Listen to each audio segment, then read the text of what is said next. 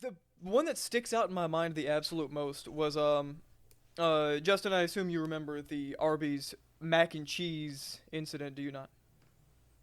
I know that we used to sell mac and cheese at Arby's, but I'm not sure about the incident. What was the incident? Okay, so essentially we started selling this mac and cheese for like 3 months or whatever, and this guy comes through. He looks like very scraggly. All right, he's got like a pretty long beard. He's got long beard. I think he has some glasses on. Pretty long hair and everything. He comes through in a very busted up, old looking car. Gets up. He's already like kind of giving me some weird looks. He's like looking at me like staring at me a little bit, and I'm out of the corner of my eye, and I just am trying my best not to look at him. I have the window closed for most of the time just so I don't interact with this person because he's freaking me out. He's looking at me, giving me he's looking at me like a doggone schnack. I'm scared, all right? Eventually, all he wanted was mac and cheese. All he wanted was a little bitty bowl of mac and cheese. Eventually, I give it to him. I take the bag and I hand it to him, and he says thank you. And then he looks at it. He looks back at me. He looks at it. He looks back at me. Takes out the little bowl of mac and cheese. Takes it, looks at me dead in the eyes, and says, "This is not a joke. I'm not messing with you. I will give you $7 if you take off your shoe and your sock and you put your foot in this mac and cheese." Oh my god, I remember this shit now. Man told me he'd been working up the courage. He'd been looking at me. He didn't want to make it awkward. He specifically said, "I don't want to make it awkward or anything. I need someone's foot in this mac and cheese, and you're just in my direct line of sight. Please, good sir, $7." I feel you could at least push that to a 20. That's the thing is we tried telling him that. We're like, right, we understand it's kind of weird and whatnot, but hey, man, like you could have pushed it to 20 or at least 50.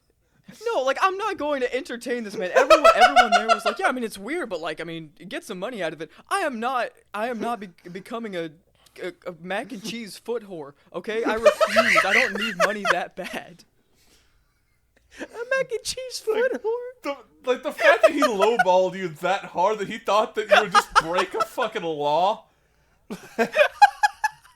Like for $7, just violate the fucking the health Geneva codes Convention. of Alabama. We can do No, it no, out back, no. I swear. No. For me, the fact about it is that he knew. He had to have known I was only making $7.25 an hour. So he was like, I will give you an extra hour's worth of pay if you make my day right now. I just really want to taste your feet on the macaroni. I want to be able to like, dude, imagine I do it and he's like taking bites and he's like doing like commenting on it like a fine wine. Like, I'm getting tastes of mac and cheese. I'm getting tastes, notes of foot in here. There's definitely some foot. Y'all had a callus on there since you were like 16, didn't you? Fun fact: that man is now currently in the state penitentiary. That man has been in jail for years. I can only hope so. Because you know that that's not the only time he's done it. Because the way he phrased it in such a way to where it's like, someone was going to have to do this. You just happen to be here. It's nothing personal. Give me your foot. No, It's like, nothing against you. No, like, should I be slightly like flattered that he chose me to like garnish his food to give him seasoning? Dude, do you think that the fucking prostitutes that got by Jack the Ripper were like, man, I'm glad he chose me. I'm so honored that this knife is in my stomach now. Hell no.